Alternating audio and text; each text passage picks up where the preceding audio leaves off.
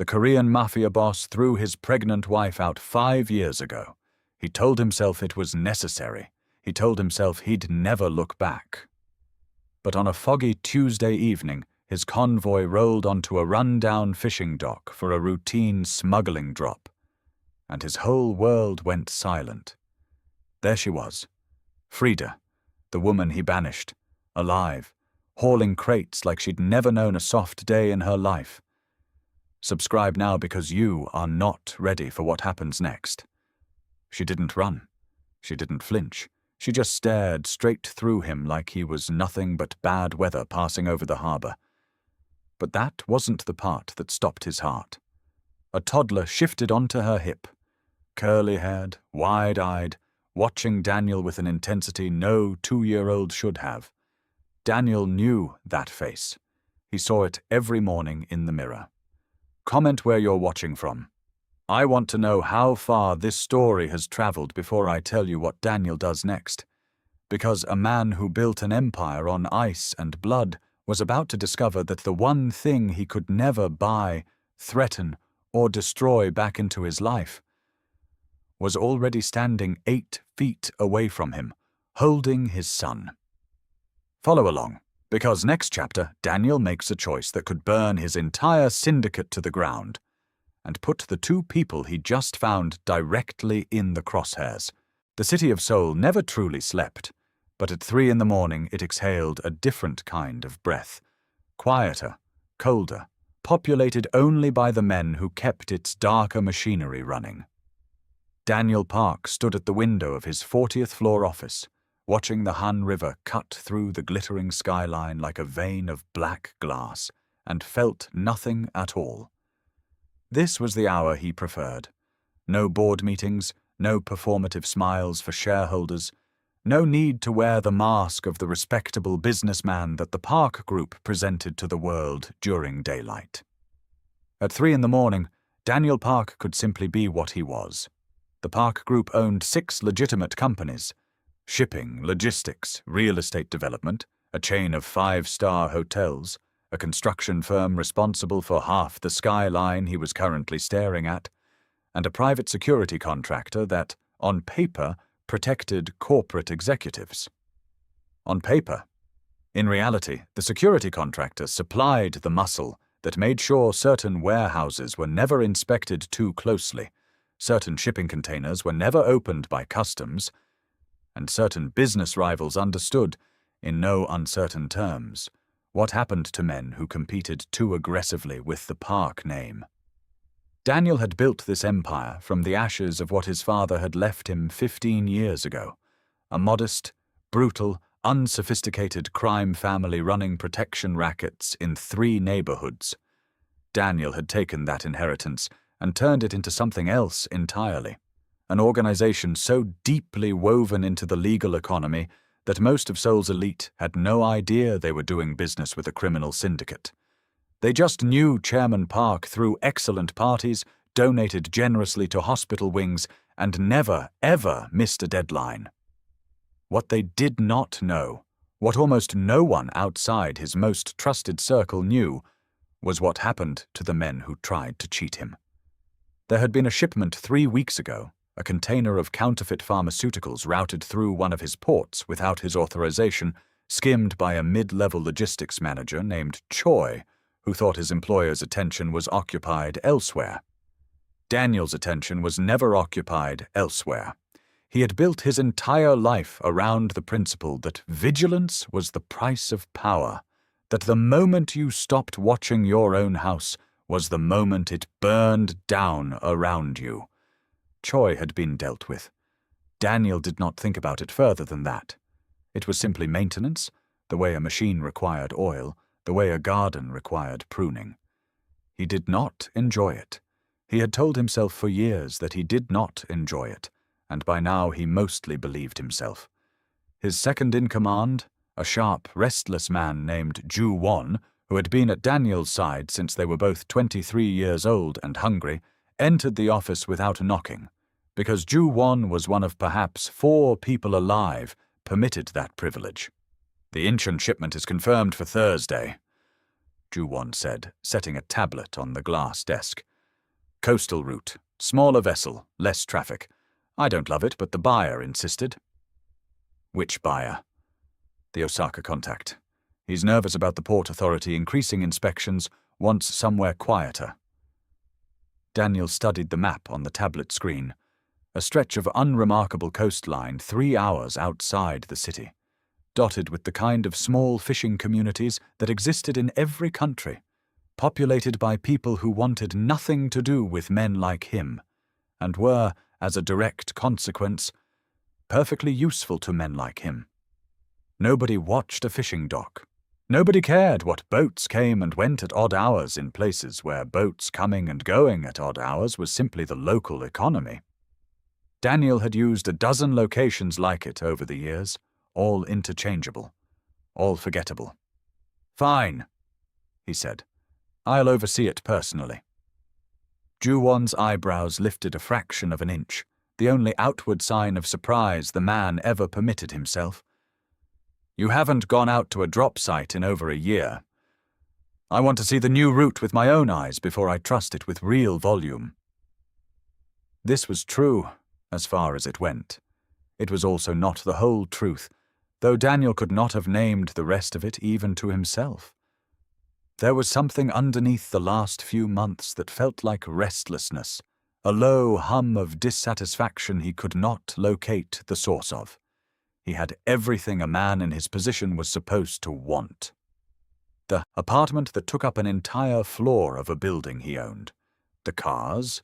The absolute, unquestioned authority over an empire worth more than most small nations' GDP.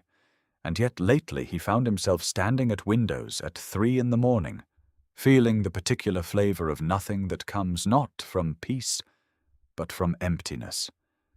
And he did not know why, and he did not like not knowing why. "I'll adjust the security detail," Ju-won said, already turning to leave, already calculating logistics in that quick, efficient way of his. 6 cars. Discretion, but enough presence that nobody gets ambitious. 4 cars, Daniel said. "It's a fishing village, Ju-won, not a war zone. I don't need a motorcade." Ju-won paused in the doorway, and something crossed his face. Not quite disagreement, because Ju-won did not disagree with Daniel Park. Not out loud, not in 15 years, but something adjacent to concern. "You've been different lately, Chairman." "I've been tired lately," Daniel corrected, and turned back to the window, and the conversation ended, because that was how conversations with Daniel Park ended, when he decided they did. He did not sleep that night. He rarely did. Instead, he sat in the dark of his apartment, 52 floors above a city that both feared and did not know him, and thought about nothing in particular, which was its own kind of exhausting. Subscribe now, because 3 days from now, everything this man believes about his life is going to collapse on a wooden dock at the edge of the sea. And you don't want to miss the moment it happens. 3 hours south and 1 entire universe away, Freda Hilston woke before dawn the way she had every morning for the last 5 years. Not because an alarm told her to, but because her body had simply learned the rhythm of survival and no longer needed reminding. The apartment above the bait shop was small, one room that served as kitchen, living space, and the corner where Bravery's crib had, until recently, stood before he'd outgrown it and graduated to a narrow bed pushed against the wall, decorated with a single faded quilt she'd bought second-hand and patched twice. It was not much.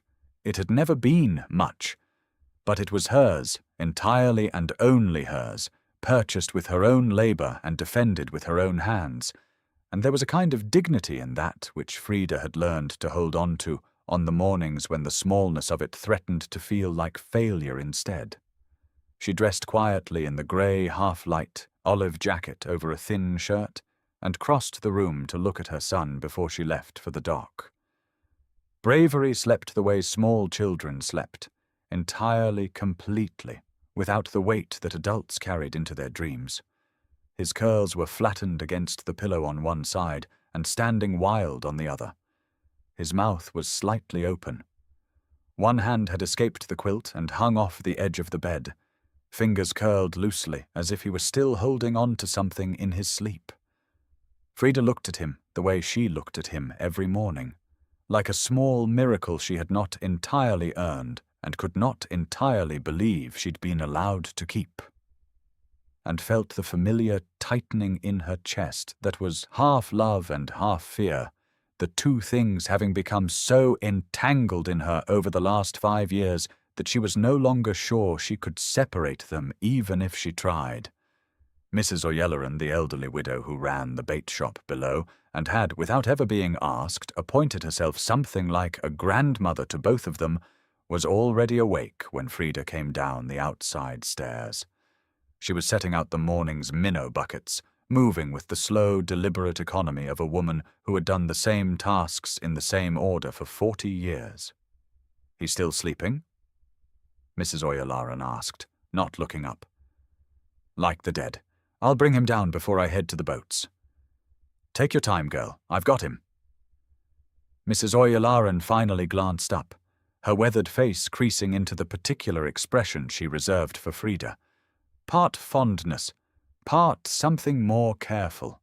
The look of someone who had watched a younger woman arrive 5 years ago, half-starved and hollow-eyed, and carrying a baby she refused to talk about, and who had decided, without needing an explanation, to simply help. "You look tired." "I'm always tired. You look more tired than usual." Freda didn't answer that, because it was true, and she didn't have the energy to explain why. That some nights the old fear crept back in, the memory of running, the memory of a marriage that had ended not with an argument, but with 2 men in dark suits and a folder of documents and a voice on the phone she still sometimes heard in nightmares, telling her she had 6 hours to disappear if she wanted to keep breathing. 5 years was a long time. 5 years was also, some nights, no time at all.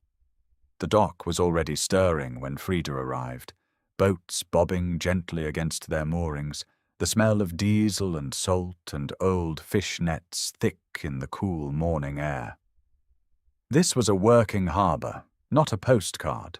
No charming lighthouse, no gift shops, just weathered wood and rusted cleats and men who had been hauling crates since before Freda was born, who had taken one look at her 5 years ago and decided, with the particular gruff kindness of people who lived hard lives, that a woman with a baby and no questions asked was someone worth making room for. Old Ansel, who ran the fish house at the end of the pier and had more or less become Freda's boss in the loosest possible sense of the word, was already sorting the overnight catch when she reached the loading dock. "You're late," he said, without looking up, which from Ansel was practically an embrace. 3 minutes. 3 minutes is late when the Kowalski boat's already unloading." He nodded toward crates stacked at the end of the pier, silver scales catching the early light. "Get moving. We've got the truck coming at 8. Freda got moving. This was the shape of her days, had been the shape of her days for 5 years, hauling crates of fish from boat to sorting table, her shoulders and back long since accustomed to weight, that would have staggered the woman she'd been before, mending nets with hands that had learned calluses in place of the soft, manicured fingers of her old life, standing in freezing water up to her knees some mornings to help drag in lines when the tide made the boats ride low. It was hard labor. It was also, in its way, the first honest thing she had ever done. No performance required, no smile to maintain for anyone's benefit, just the clean, simple exchange of effort for survival. She had built a life here out of almost nothing, and it belonged to her in a way that nothing in her old life ever had. By mid-morning, Bravery was down at the dock, too, delivered by Mrs. O'Yelleran with a thermos of something warm and installed in the small, fenced-off corner near the fish house where the dock workers had, without anyone officially deciding it, created a sort of unofficial daycare. An old crate turned on its side as a toy box. A stretch of netting hung to keep him from wandering toward the water's edge, and no shortage of weathered fishermen willing to interrupt their work for a few minutes to let a 2-year-old help coil a rope or inspect a bucket of crabs with wide, delighted eyes. "He's got good hands," Ansel said once, watching Bravery attempt, with tremendous seriousness, to tie a knot exactly the way he'd seen the men do it. "Sharp eyes, too. Watches everything." "He does," Freda agreed, and did not say what she sometimes thought when she watched her son's eyes track a boat coming into harbour with an intensity that seemed almost unnatural in someone so small. That the sharpness, the watchfulness, the way he seemed to catalogue every detail of his surroundings before he ever reacted to them, reminded her of someone she had spent 5 years trying very hard not to think about. She loved her son with a ferocity that sometimes frightened her, a love so total it had rearranged the entire architecture of who she was. Everything she did, the crates, the nets, the freezing mornings, the ache in her lower back that never fully went away, she did because, somewhere in the wreckage of her old life, in the 6 terrifying hours she'd been given to vanish, the one thing she had refused to let go of was the child growing inside her. She had built this small, hard, honest life, brick by brick with her bare hands, because it was the only life she could offer him that no one could take away. And if it was smaller than what he might have had, if it was harder than it needed to be, she had made her peace with that trade a long time ago. On a night she still remembered in fragments: headlights, a stranger's kindness, a bus ticket bought with cash, a name changed on paperwork that had cost more than she'd had. She had never told anyone who the father was. Not Ansel, not Mrs. O'Yelleran, not the handful of people in this small, salt-worn community who had, over 5 years, become the closest thing to family she had left. It was safer that way. It had always been safer that way. She had no way of knowing, on this particular grey Tuesday morning, sorting crates with the wind coming cold off the water, that safety was about to end. Comment below and tell me, do you think Freda's past is finally about to catch up with her? Because Chapter 3 might just answer that question.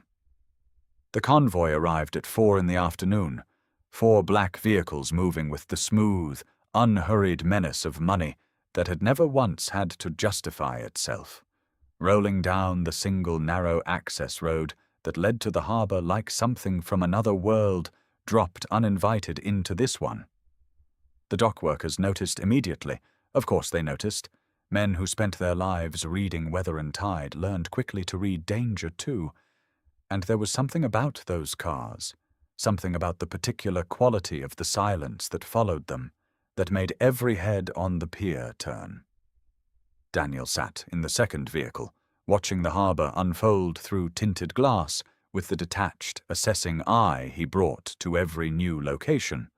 Entry points, sight lines, the number of exits, the general layout of a place he might need to leave quickly. It was habit so old it no longer required conscious thought. He noted the fish house at the far end, the loading dock where crates were being stacked, the cluster of boats riding at their moorings, the general shabby, weathered, entirely unremarkable character of the place that made it exactly the kind of location his operation required. Juwon beside him was already running through the timeline for the exchange, the identifying marks on the vessel they were meeting, the small details that made a smuggling operation succeed or fail. Daniel was only half listening. Something about the harbour had caught his attention in a way he couldn't immediately explain. Not danger, not exactly, but a kind of static, a low disturbance at the edge of his awareness that made him lean slightly toward the window as the car slowed to a stop near the pier's entrance. The doors opened. Daniel stepped out into salt air and the particular grey light of late afternoon, adjusting the line of his jacket out of pure, ingrained habit, and let his eyes move across the harbour with the same assessing sweep he gave every unfamiliar location. That was when he saw her. She was 30 yards away, at the edge of the loading dock, lifting a crate of fish onto a stack with the easy, practiced strength of someone who had done the motion 10,000 times. Her hair was different, styled naturally now, a full dark halo around her face, instead of the straightened, controlled style she'd worn in the life he remembered. And her clothes were nothing like anything he had ever seen her wear, a plain shirt and a heavy, worn jacket, entirely unremarkable, entirely unlike the woman he'd known. And yet the moment she turned, the moment her eyes lifted and found him standing there across 30 yards of weathered wood, Daniel Park felt the entire architecture of his composure crack straight down the center. Freda. Time did something strange in that moment, compressed and expanded simultaneously, 5 years collapsing into nothing and stretching into an eternity all at once. Daniel had told himself, in the years since, that he had made peace with what happened, that the past was a closed door he had no interest in reopening, that whatever guilt lived in him about the night he'd ended his marriage had been filed away along with every other necessary cost of the life he'd built. He discovered, standing on that dock with the wind coming cold off the water, that all of that had been a lie he'd told himself so many times he'd started to believe it. She looked older. She looked harder, in a way that had nothing to do with age and everything to do with whatever 5 years of a life he knew nothing about had carved into her. She looked, impossibly, more alive than he remembered her ever looking in the manicured, careful existence she'd led as his wife. And she was looking back at him with an expression that made his stomach drop through the wooden planks beneath his feet. Not shock, not the frozen disbelief he might have expected, but something colder and more immediate. Recognition, and beneath the recognition, pure animal alarm. She set the crate down.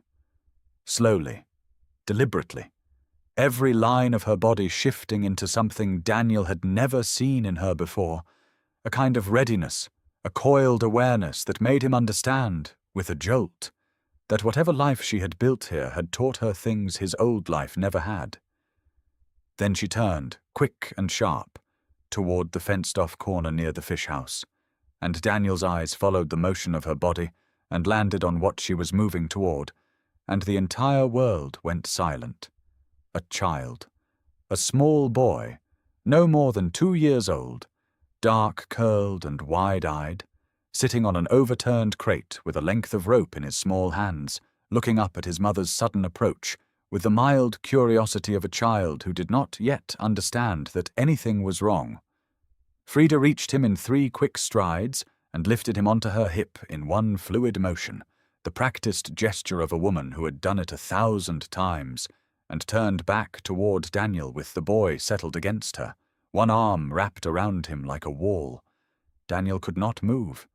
He would think later that this was perhaps the only moment in 15 years of running an empire built on absolute control that his body had simply refused to obey him, rooted to the weathered planks of a stranger's dock while something inside his chest came apart at the seams. The boy was looking at him now too, dark eyes wide and curious over his mother's shoulder, and Daniel felt the recognition hit him like a physical blow. Not a resemblance, not a passing similarity, but an unmistakable, undeniable echo of his own face staring back at him from a child he had never known existed. The same sharp line of the jaw, even young and unformed, the same intensity in the eyes, a watchfulness too old for 2 years, the exact quality Daniel had been told his entire life made people uneasy around him, now living in miniature in a small boy's face 30 yards away. My son. The thought arrived whole and absolute, with no room for doubt, no space for the careful skepticism that governed every other judgment Daniel Park made in his life. He knew it the way he knew his own name. Some primal, unshakable recognition that had nothing to do with logic and everything to do with blood. Juwon had gone very still beside him, and Daniel was distantly aware of the rest of his security detail shifting, sensing something wrong without understanding what, hands moving unconsciously toward jackets, before Daniel gave a small, sharp motion with his hand that stopped them cold. Not here. Not now. Not with whatever this was. Across the dock, Freda's face had gone rigid with something that was not quite fear and not quite fury, but a devastating combination of both. Her arm tightening around the boy's small body, her feet already shifting backward, putting distance between herself and the man she had once shared a bed with. Her eyes, when they met Daniel's again, carried 5 years of a story he did not know, and a warning so absolute it needed no words. You will not touch him. Chairman? Ju-won said quietly, close to Daniel's ear, the single word carrying an entire question. What is happening? What do you need? Who is this woman? Why has the most controlled man I have ever known stopped breathing? Daniel did not answer. He could not have answered. He simply stood on the weathered planks of a fishing dock, 3 hours from everything he had built, watching a woman he had cast out of his life 5 years ago retreat with his son held tight against her chest, and understood, with the particular clarity that comes only in moments of complete devastation, that nothing about his life was ever going to be simple again. If you've ever had a single moment rearrange everything you thought you knew about your own life, subscribe now, because Daniel is about to spend every night for the next 2 weeks parked outside that harbor, unable to walk away. He did not approach her that day. Whatever else Daniel Park was, he was not a fool, and even through the roaring static in his skull, he understood that closing the distance between them in that moment, in front of his security detail, in front of a harbor full of witnesses, with Freda's body coiled tight with the readiness to run, would accomplish nothing except confirming every fear she was clearly carrying. The smuggling exchange happened. Daniel stood through it with his mind entirely elsewhere, going through the motions of an operation he'd overseen 100 times before, aware of nothing but the periphery of his vision where, at the edge of the dock, a woman in an olive jacket watched him with her son held against her chest until the moment his convoy finally pulled away. He told Ju-won he needed to review the new route further before committing additional volume to it. This was, technically, true. It was also the thinnest excuse Daniel had offered his second-in-command in 15 years, and from the careful way Ju-won did not question it, Daniel understood that his oldest ally had noticed something was deeply wrong and had decided for now not to press. That night, Daniel did not return to Seoul. He told his driver to find a hotel in the nearest town, told his security detail to stand down for the evening, and sat alone in the back of a car parked a 1/4 mile from the harbor entrance, watching the lights of the fishing village flicker on as dusk settled over the water, unable to make himself leave. He told himself he was assessing the location further. He told himself this was simple due diligence, the kind of thorough oversight that had built his empire in the first place. He told himself a great many things over the following days, parking the car in a slightly different spot each evening, always with a clear line of sight to the pier, always staying until well past dark, and none of the things he told himself were true. And by the 3rd evening, he had stopped bothering to pretend otherwise, even in the privacy of his own mind. He was there to watch his son. The boy, bravery, Daniel had learned, having quietly, carefully asked a single question of a dock worker at the edge of the pier, who mentioned the boy's name without a second thought, an old fisherman with no idea he was handing a piece of information that would detonate a criminal empire, was, in the golden hour before the harbor closed for the evening, allowed to play in the wide stretch of dock near the fish house, while the last of the day's work wound down.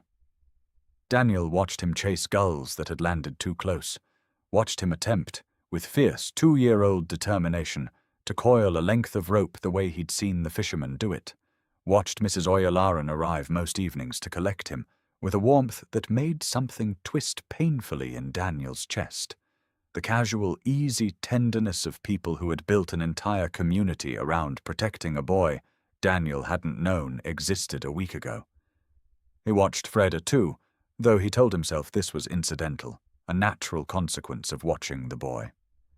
He watched her work with a physical competence that startled him, hauling weight he would not have believed her capable of in the life they'd shared together. Laughing, actually laughing, an unguarded sound he barely recognized, with the weathered old man who seemed to run the fish house, kneeling at the end of each day to check her son's hands for splinters with a gentleness that made Daniel's throat tighten in ways he had no framework for understanding.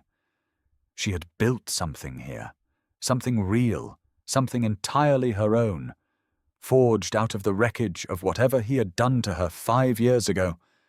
And Daniel found himself, on the fourth night, gripping the steering wheel hard enough that his knuckles went white, trying to reconstruct the exact sequence of events that had ended his marriage, and finding, to his genuine horror, that the memory did not sit as cleanly in his mind as it once had. He remembered the report.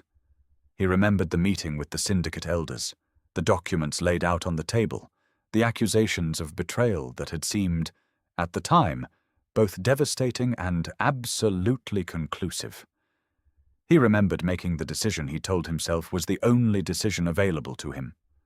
What he could not remember, sitting in a dark car 5 years later watching his unknown son play with a length of rope, was ever actually asking Freda herself what had happened. He had simply believed the documents. He had simply acted. The thought sat in his chest like a stone he could not swallow or spit out. By the 5th evening, Ju-won called. "You need to come back to Seoul, Chairman. The Osaka contact is asking questions about the delay on the next shipment, and there are people here starting to notice you've been gone for a week." "I'll be back when I'm back," Daniel said, watching through the windshield as Bravery, 30 yards away, held, both arms out toward Mrs. Oyalaren, and was swept up into the air, shrieking with delight that carried faintly across the water and through the car's cracked window. There was a long pause on the line. "Is everything all right?" "Everything is fine. You've said that 4 times this week." Ju-won's voice carried a caution Daniel had rarely heard from him, the sound of a man choosing his words around something he did not yet understand but sensed was dangerous. "Whatever this is, Chairman, I've known you 15 years. I've never seen you like this." Daniel did not answer. Across the harbor, Freda had appeared, taking Bravery from Mrs. Oyalaren's arms and settling him against her hip with the easy motion he'd watched her make a dozen times now.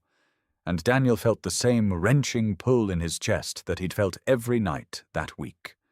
The desire, entirely foreign to him, entirely unlike anything he had felt in 15 years of controlled, calculated existence, simply to walk out onto that dock and be near them. Not to take anything, not to reclaim anything by force. The way every instinct his old life had trained into him screamed that he should, just to be close enough to hear his son's laugh without the distortion of window glass and 30 yards of distance. He ended the call without answering Ju-won's question and sat in the dark and did not leave.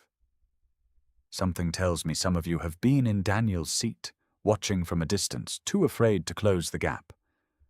Type "watching" in the comments if that's ever been you, and hit subscribe, because tomorrow, Freda finally notices him. She noticed on the 6th day. Freda had told herself, for the first 4 evenings, that the dark sedan parked at the edge of the access road was nothing. A tourist, perhaps, or someone waiting for a delivery, or simply a coincidence of a stranger who happened to like the view of the harbor at dusk. She told herself this with the particular, determined denial of a woman who had spent 5 years training herself not to see threats where she desperately wanted there to be none, because seeing them meant confronting a fear she had worked very hard to bury. By the 5th evening, she could no longer pretend. The car was always in a slightly different position, but always with a clear line of sight to the exact stretch of dock where Bravery played each evening, and the particular stillness of it, the way it never moved, never idled toward the harbor, simply watched, triggered something in her that 5 years of hard labor had not managed to erase. The old instinct, honed in the 6 terrifying hours of her old life's ending, that told her when she was being hunted. She did not sleep that night. She lay awake in the small apartment above the bait shop, listening to Bravery's steady breathing in the narrow bed against the wall, running through every possible response, every possible escape route, the way she had once, a lifetime ago, been forced to plan an entire new life in the space of a single terrified evening. On the 6th evening, she did not wait for him to come to her. She left Bravery with Mrs. Oyalaren an hour before the harbour's usual closing time, telling the older woman only that she needed to check on something at the far end of the pier, and walked, not toward the car, not directly, because whatever else she was, Freda was not reckless. Along the back route behind the fish house, past the stacked crab pots and the old bait shack that had sat empty and half collapsed at the harbour's edge for as long as anyone could remember, and positioned herself in its shadow, watching the dark sedan through a gap in the weathered boards.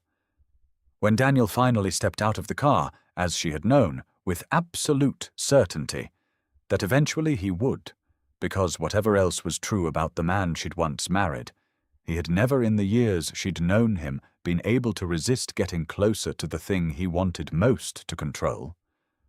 Freda moved. She caught him at the edge of the bait shack, in the deepening shadow where the last of the dock workers had already gone home, and the evening light had gone grey and thin, and the sight of her stepping suddenly out of the darkness made Daniel flinch in a way she would have found satisfying under any other circumstances, in any other life. "Freda, don't." The single word came out low and hard, carrying 5 years of a fear she had never once let herself fully feel until this exact moment, standing 8 inches from a man who had once had the power to end her life with a single phone call. "Don't say my name like you have any right to it." Daniel's hands lifted slightly, an unconscious gesture that in another man might have looked like surrender. And in the dying light, Freda saw something in his face she did not recognize from the man she'd been married to. Something raw, something that looked almost like grief, though she refused to let herself believe it could be real. "I need to talk to you. You had 5 years to talk to me."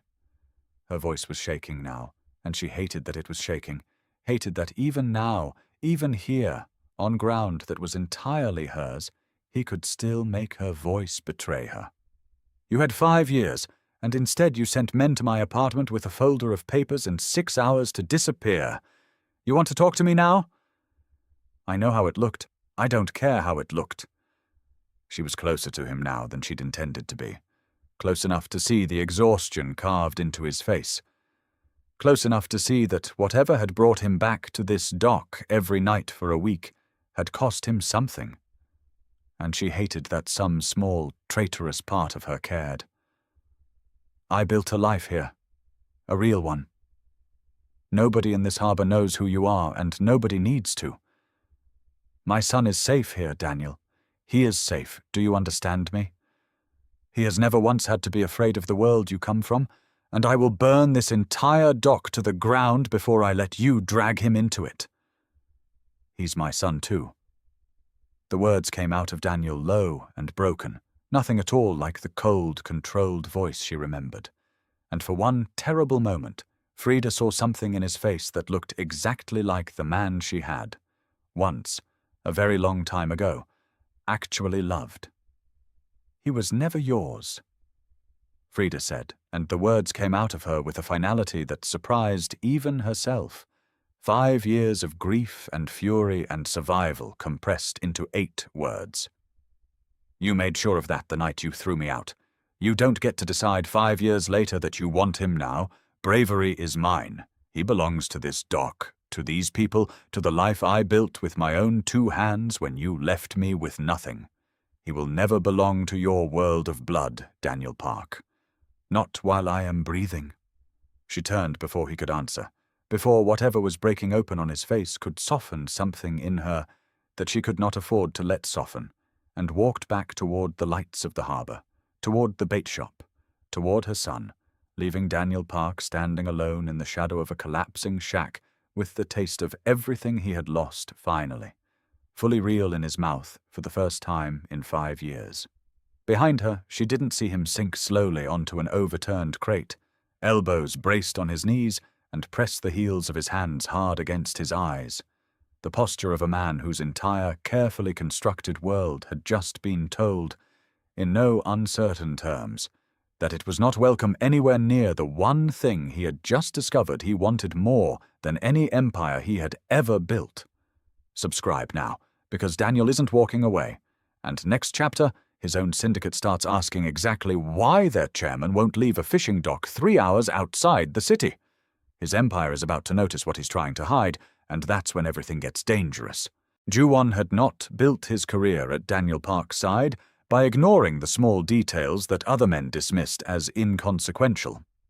15 years in the syndicate had taught him that empires were never destroyed by outside enemies first.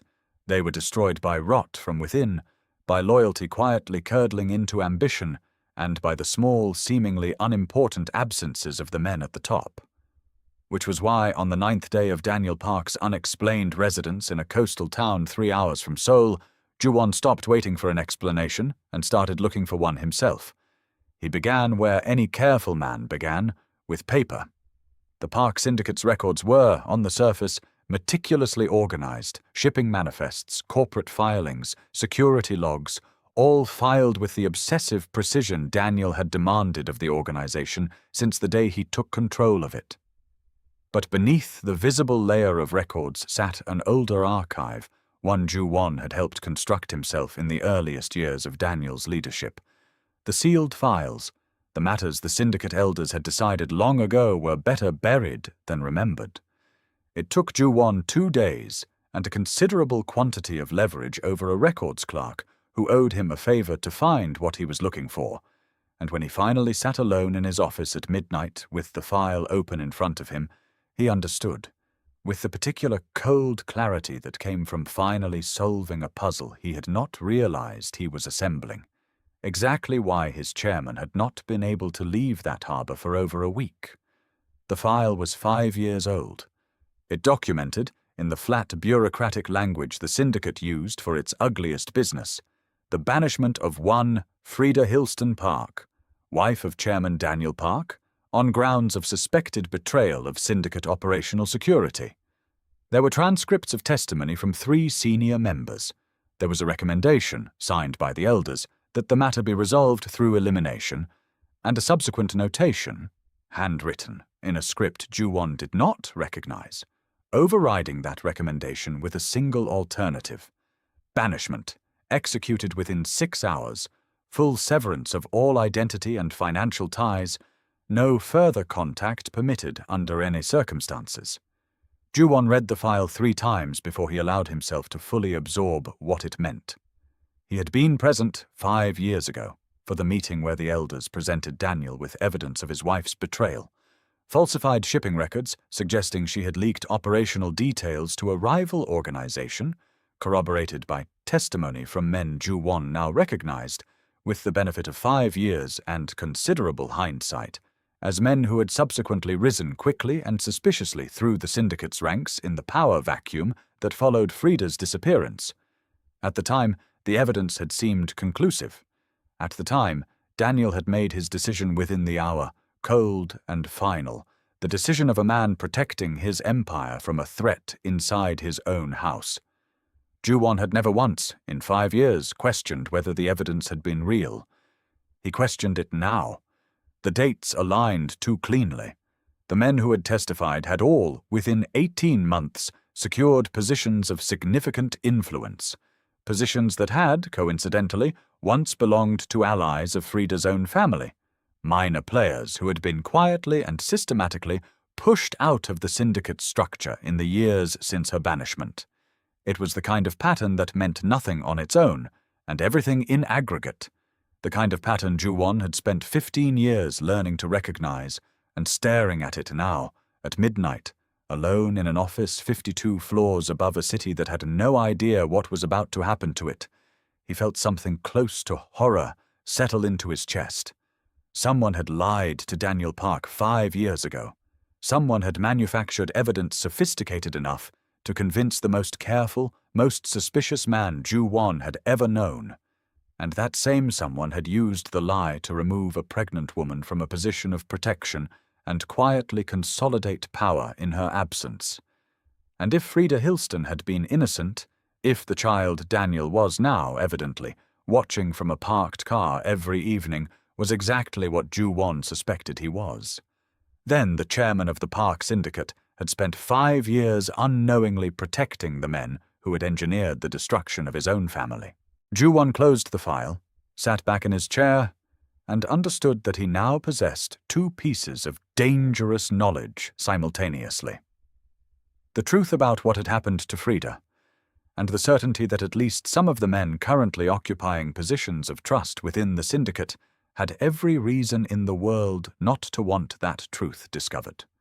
If you love a good slow-burn conspiracy unraveling in real time, subscribe now, because Ju-won isn't the only one who's noticed something's wrong, and not everyone who finds out the truth is going to want Daniel to survive it.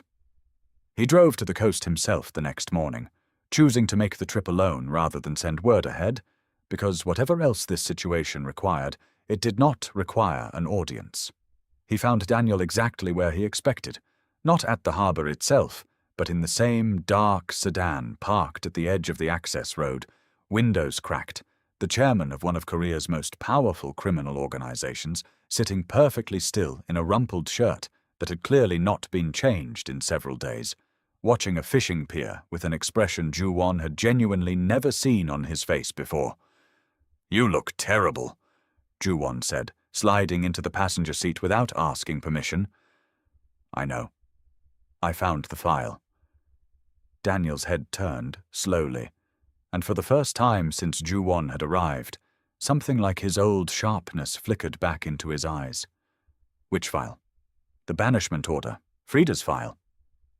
Ju-won kept his voice level, watching his oldest friend's face carefully as he spoke, choosing his words the way he might diffuse something volatile.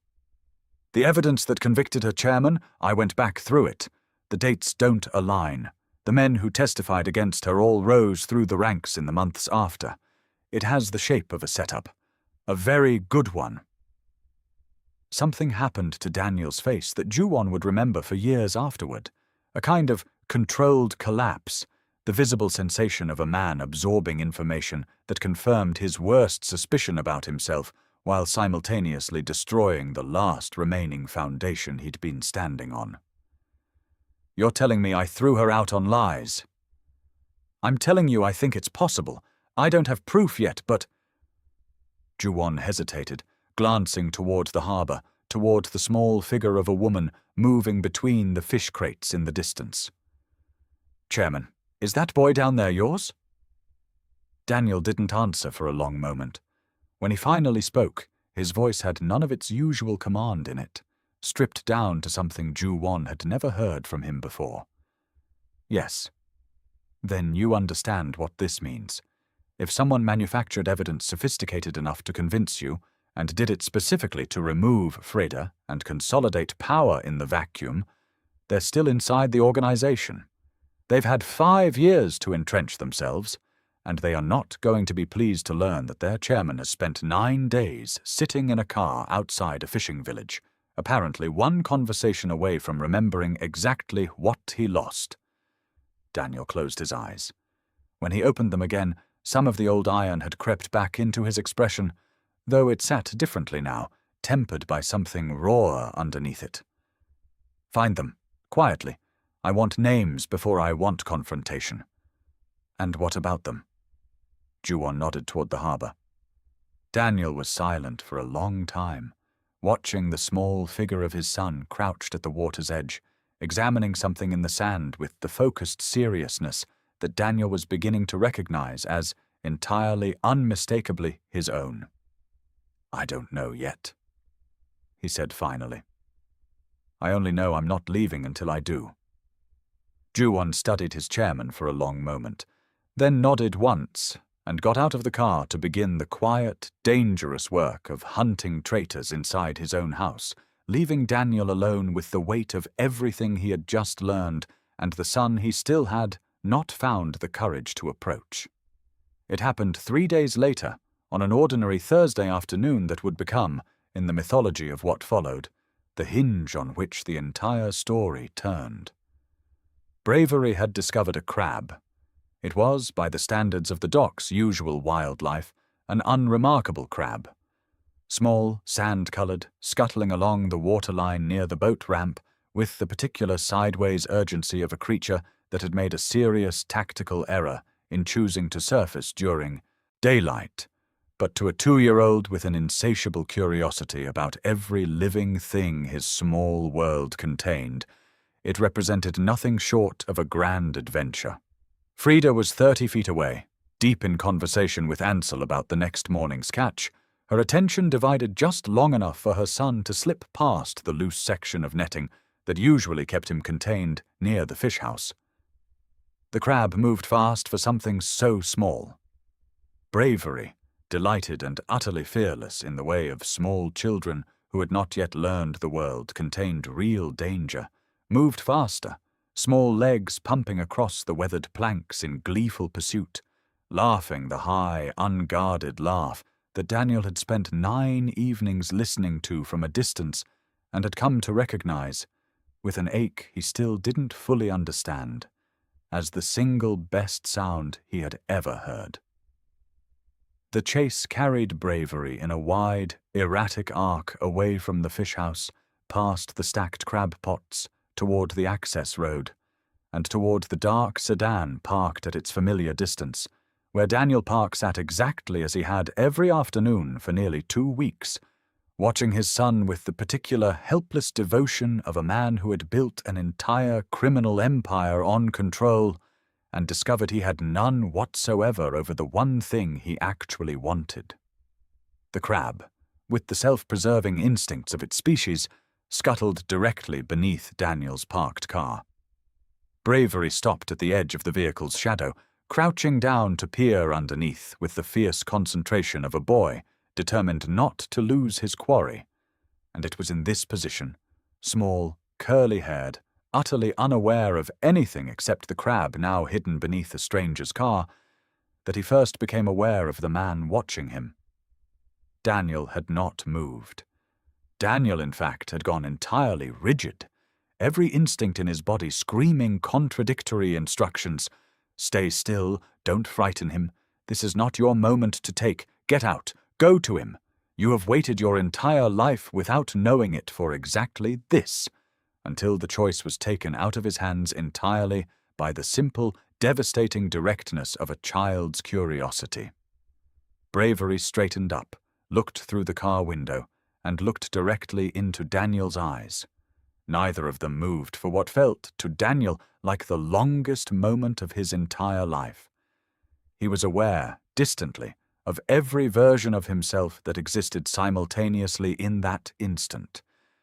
The chairman who had built an empire on ruthless control, the husband who had made a catastrophic decision 5 years ago based on evidence he now knew was almost certainly false, the man who had spent 9 sleepless nights parked outside a dock, unable to make himself either leave or approach, and all of it dissolved entirely and completely under the plain, unguarded curiosity of a 2-year-old boy's stare. Slowly, carefully, moving as though any sudden motion might shatter something irreplaceable, Daniel opened the car door and stepped out. "Hello," he said, and his voice came out rougher than he intended, thick with an emotion he had spent 15 years teaching himself never to show anyone. Bravery did not run. He tilted his head instead, the exact gesture Daniel had watched himself make in mirrors his entire life, and pointed one small finger toward the underside of the car. "Crab," he announced with the absolute authority of someone reporting a significant discovery. Something broke open in Daniel's chest, something he did not have a name for, some combination of grief and joy so total it nearly buckled his knees. He crouched down slowly, bringing himself to eye level with his son for the first time in his life, and looked beneath the car where the small crab sat frozen against the shadowed undercarriage. "So there is," he said. "He's hiding from you." "Why?" "Because you're bigger than him, and faster probably, judging by how quickly he ran." Bravery considered this with tremendous seriousness, crouching down beside Daniel to examine the crab's hiding spot, close enough now that Daniel could smell the salt and sun on his skin, could see the exact shade of his own eyes reflected back at him from a face too young and open to carry any of the guardedness Daniel had built into his own over a lifetime of necessary armor. "I won't hurt him," Bravery said finally, as though this settled the matter. "I just want to see him." "That's a good rule to have," Daniel said, and found, to his own, considerable surprise that his voice had gone unsteady. "Wanting to see something isn't the same as wanting to hurt it." They crouched together at the edge of the car for several minutes, coaxing the crab out with a piece of dried seaweed Bravery produced from some pocket of his small overalls with the resourcefulness of a child who had clearly spent his entire life a round fisherman. And when the crab finally skittered free and made its escape toward the water, Bravery laughed with pure delight, and, without any apparent hesitation, reached out and took hold of two of Daniel's fingers with his small hand to steady himself as he stood. Daniel did not breathe for several seconds. "Bravery." Freda's voice cut across the dock like a blade, sharp with a fear so absolute it carried clearly across 30 yards of weathered wood, and Daniel looked up to see her running toward them, her face drained of color, every line of her body reading pure terror in a way that struck him harder than any accusation she had made behind the bait shack days before. He understood, watching her run, exactly what she was afraid of. Not that he would harm their son, but that he would simply take him, the way men in Daniel's world took things they wanted, without permission or warning or any regard for what it would cost the people left behind. Daniel released his son's hand immediately, straightened, and stepped back. One step, then another, deliberately putting distance between himself and the boy, hands raised slightly in the universal wordless language of "I am not a threat," though every part of him screamed against the retreat. "I didn't," he started, as Freda reached them and swept Bravery up into her arms with the fierce, immediate protectiveness of a mother whose deepest fear had nearly, in her mind, come true. "Freda, I didn't take him anywhere. He followed a crab. You only what, Daniel?" Her voice was shaking, but her eyes, when they met his, carried something more complicated than the pure fury he'd faced behind the bait shack, something that looked, if he wasn't imagining it, almost like grief. "You only crouched down and let my son hold your hand like you have any right to that." "I don't know what I have a right to," Daniel said, and the honesty of it surprised him even as he said it. "I know I have spent 9 days sitting in that car because I could not make myself leave, and today he came to me. Freda, I didn't go looking for this moment. It found me." Freda stared at him for a long moment. Bravery settled on her hip with his small face pressed curiously against her shoulder, watching Daniel with the same unguarded curiosity he'd shown at the car. Whatever she saw on Daniel's face in that moment, and Daniel would never fully know what it was, because he had stopped, somewhere in the last 2 weeks, being entirely certain what his own face showed anymore. It seemed to cost her something to look at. "Mama," Bravery said, tugging gently at her jacket. The man helped find the crab. Freda's jaw tightened, some internal battle playing out behind her eyes, and for a moment Daniel thought she might simply turn and walk away, ending the conversation the way she had ended their last one. Instead, she exhaled slowly, and something in her shoulders dropped a fraction of an inch. Not surrender exactly, but the smallest possible crack in 5 years of carefully maintained armor. 10 minutes, she said finally, her voice tight and low. You can talk to me for 10 minutes, Daniel, and then you need to leave this dock and not come back until I decide otherwise. Do you understand me? Yes, Daniel said, and meant it more completely than he had meant almost anything in 15 years. Something is shifting between them, and if you want to see whether trust can actually survive what Daniel did, subscribe now, because what happens next puts everyone on this dock in danger, and Daniel is running out of time to prove which side he's truly on. The 10 minutes stretched into an hour, and then into the better part of the evening, Freda's guarded posture never fully softening, but her willingness to listen, expanding minute by minute, as Daniel, for the first time in his adult life, spoke without calculation, without the careful management of information he brought to every other conversation in his existence. He told her about the file Ju-won had found. He told her about the falsified evidence, the men who had risen in her absence. The sick certainty, now settling in his chest, that he had destroyed his marriage and banished the mother of his child based on a lie, sophisticated enough to fool the most paranoid man he knew. Freda listened with her arms crossed and bravery asleep against her shoulder. And when Daniel finished, she was quiet for a long time, staring out at the darkening water. "It doesn't undo it," she said finally. "Knowing it was a lie doesn't give me back 5 years, Daniel. It doesn't undo what I had to do to survive, or what I taught myself to believe about you so I could stop grieving a marriage I thought had ended in betrayal instead of a setup. I know. I'm not going to pretend this changes everything." Her eyes found his, hard and steady. "But it changes what I thought I knew, and that matters. I just don't know yet how much." It was, Daniel understood, as much as he could reasonably ask for. He left the dock that night for the first time in 9 days, actually intending to return, not as a stranger watching from a parked car, but as something closer, though still entirely undefined, to a man who had been given the smallest possible permission to try. He did not know, driving back toward the small hotel where he'd been staying, that his absence from Seoul had already set something irreversible in motion. The men Ju-won had identified, 3 of them, senior enough to have real authority, ambitious enough to have engineered Freda's banishment 5 years earlier and consolidated the power that fell into the resulting vacuum, had spent the last 2 weeks watching their chairman's unexplained absence with mounting alarm. A man like Daniel Park did not simply vanish for 2 weeks without consequence.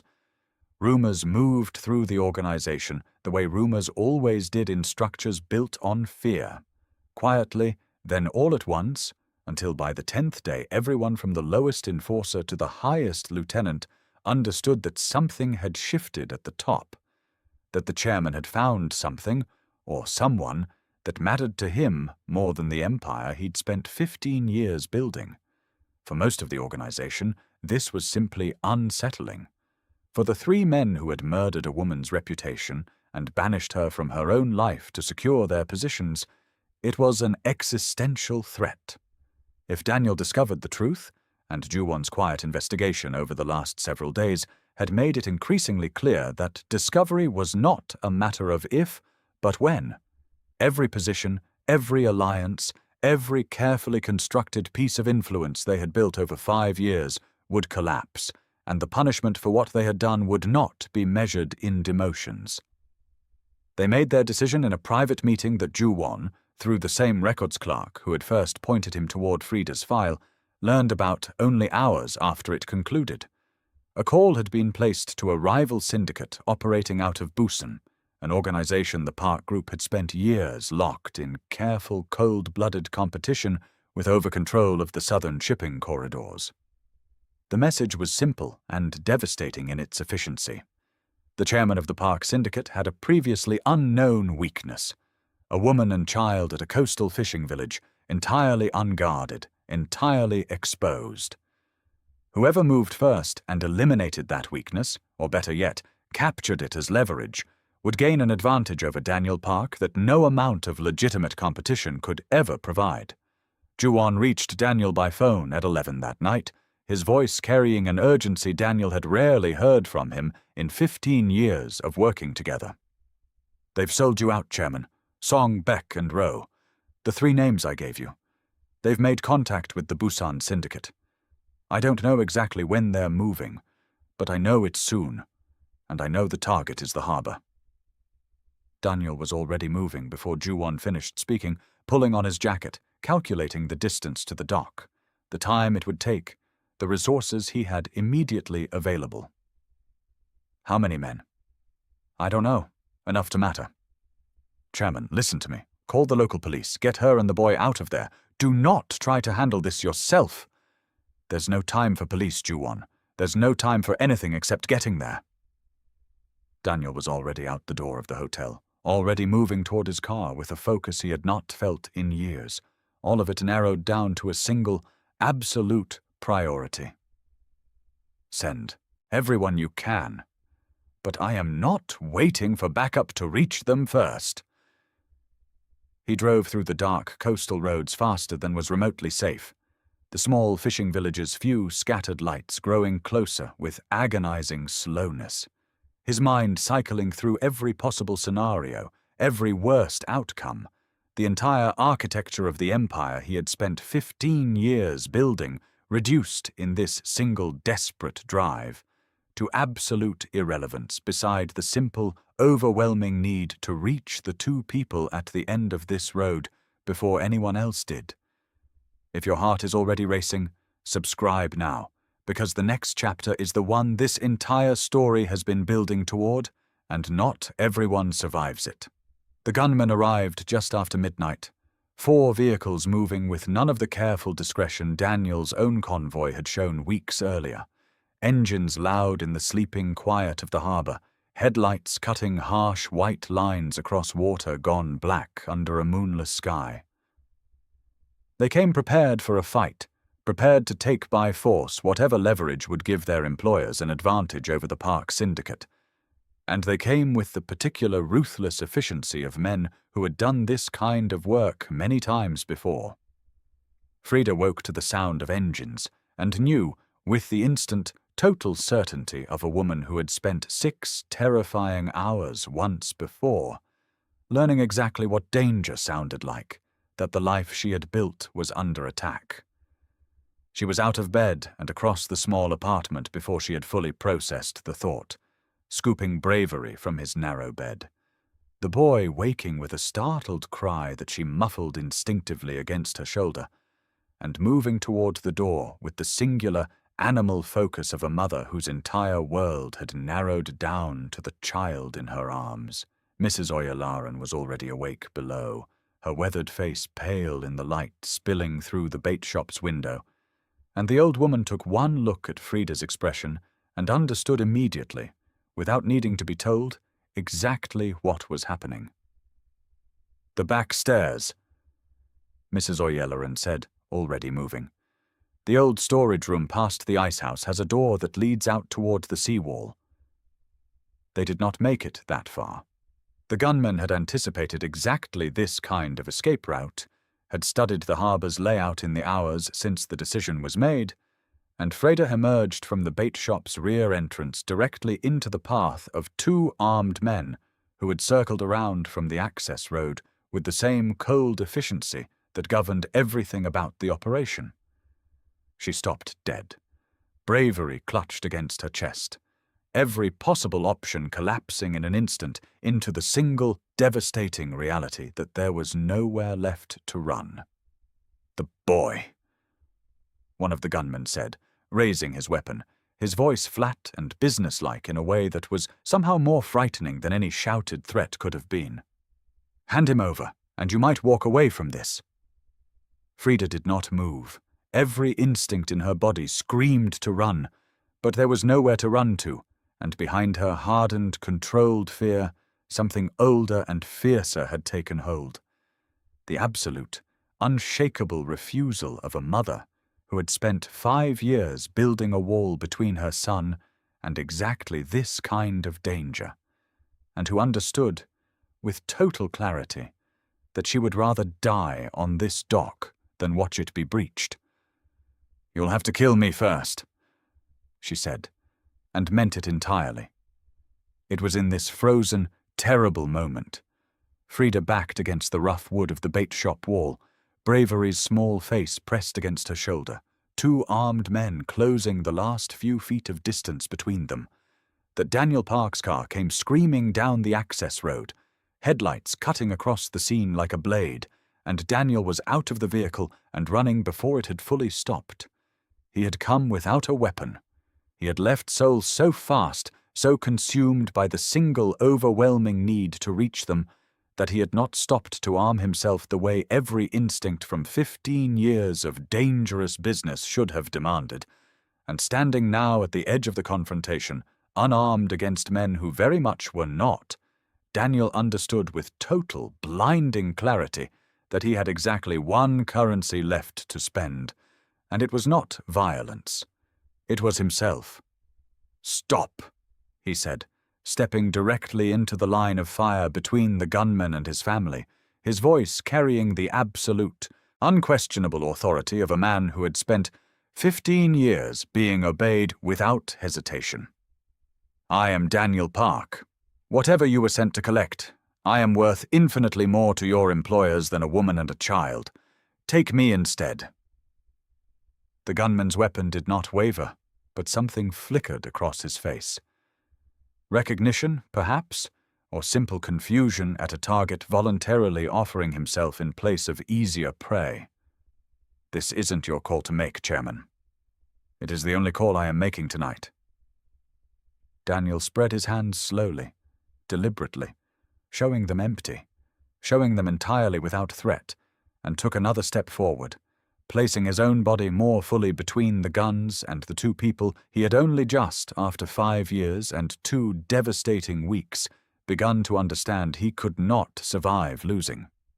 "I am unarmed. I am not resisting. Whatever leverage you were sent to collect, I am giving it to you freely. Let them go and take me."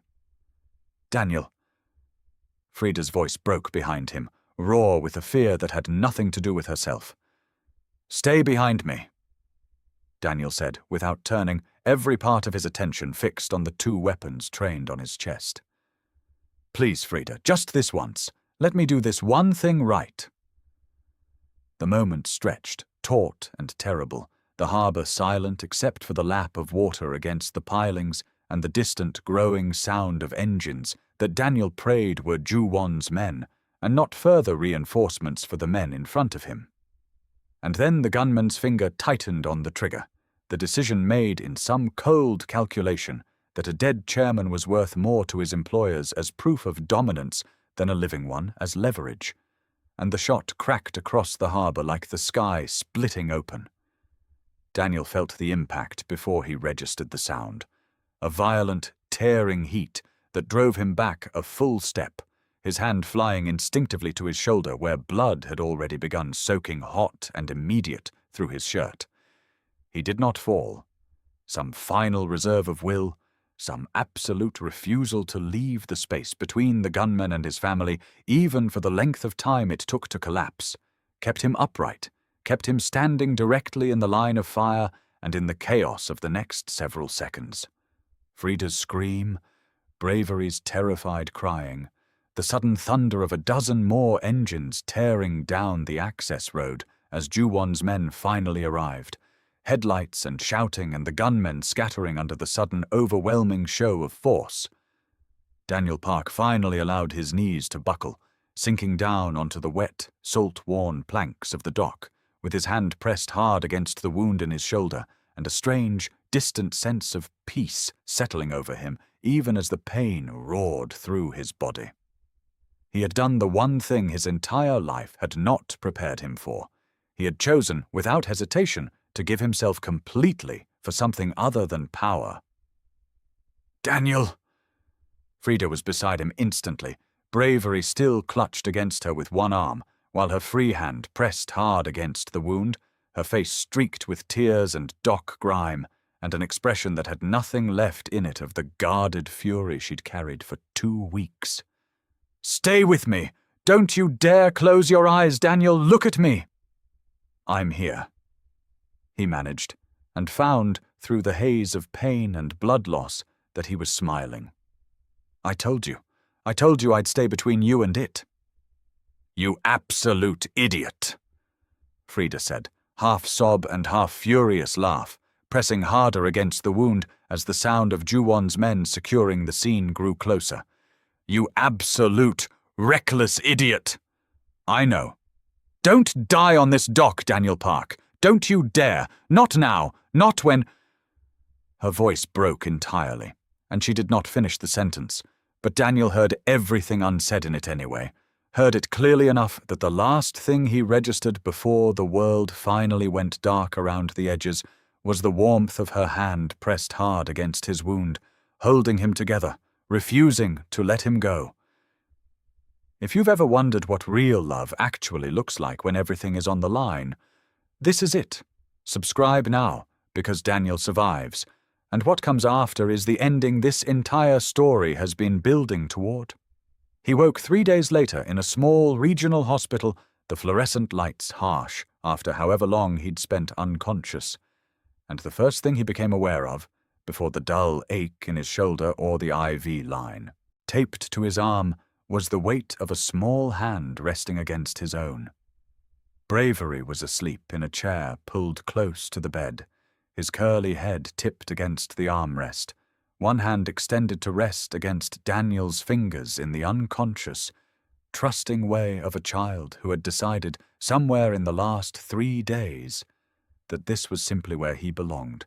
Freda sat in the chair beside him, awake, watching Daniel with an expression that held none of the guardedness she'd carried for 2 weeks, something softer now, something that looked, impossibly, like the beginning of forgiveness.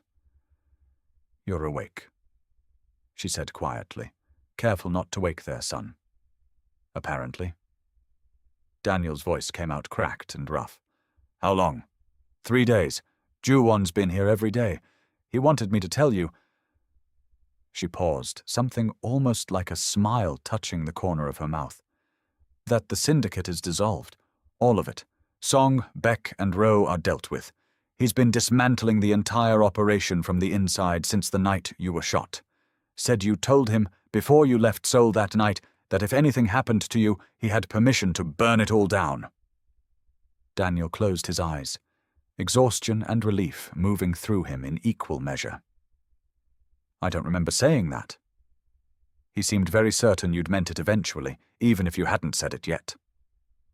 Freda's hand found his, careful of the IV line, and Daniel opened his eyes to find her watching him with a directness that felt, after everything, like the truest thing that had passed between them in 5 years. "You gave up everything, Daniel. The companies, the money, all of it. Ju-won said you signed the dissolution papers from this bed 2 days ago, before you were even fully conscious most of the day. It was never worth what it cost." Daniel said simply. "I understood that on the dock.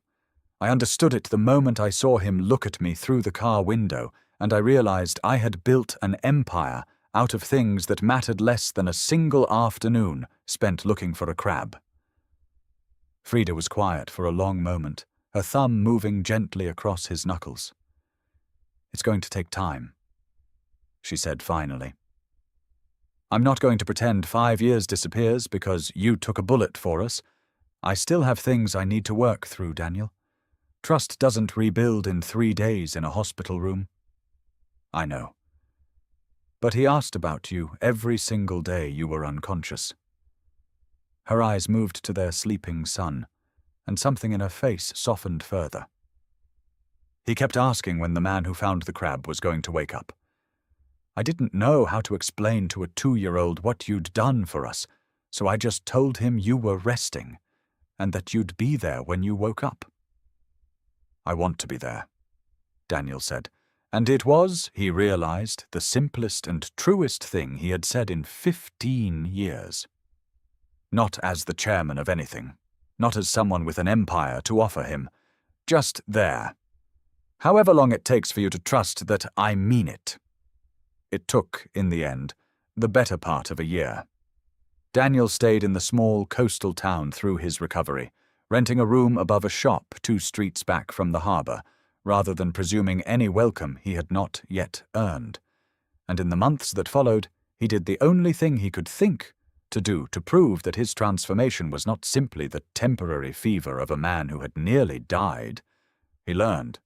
He learned to mend nets from Ansel, his once immaculate hands growing rough and calloused in ways that would have been unthinkable to the man who had stood on this same dock 8 months earlier in a tailored black suit.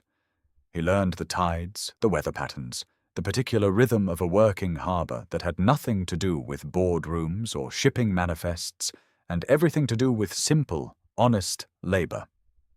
He traded his black suits, one by one, for the heavy canvas jackets and worn boots of a man who worked with his hands, and if anyone in that small, salt-worn community remembered, or ever fully learned, exactly who he had once been, they had the particular grace of coastal people everywhere to let a man's past stay where he'd left it. Freda watched all of it with the careful, guarded patience of a woman rebuilding trust one small piece at a time, and slowly, over the months, the guardedness softened into something else. Not the love they'd once had, which had been built on a foundation neither of them could ever fully reclaim, but something new.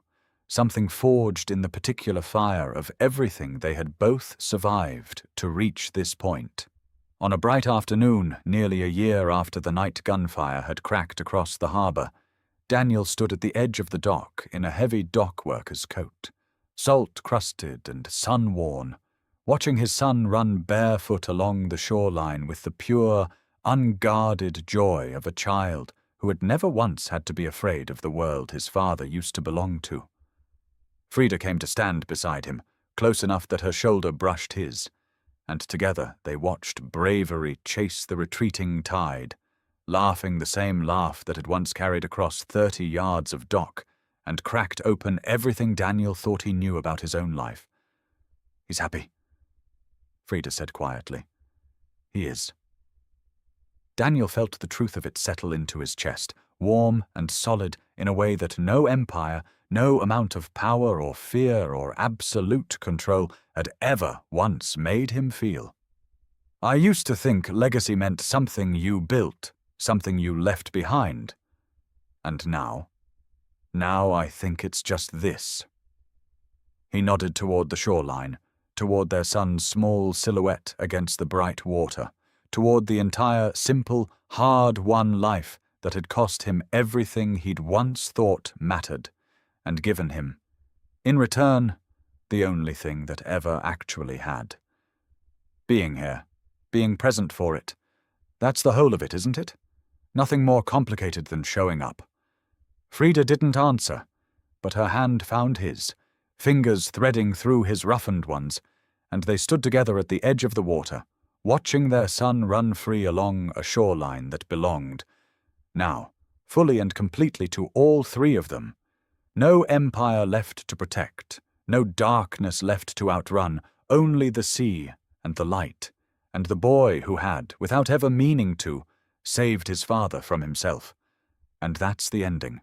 If this story moved you even half as much as it moved me writing it, subscribe now, because I've got another one already coming, and I promise you it's just as unforgettable. Thank you for staying until the very last wave.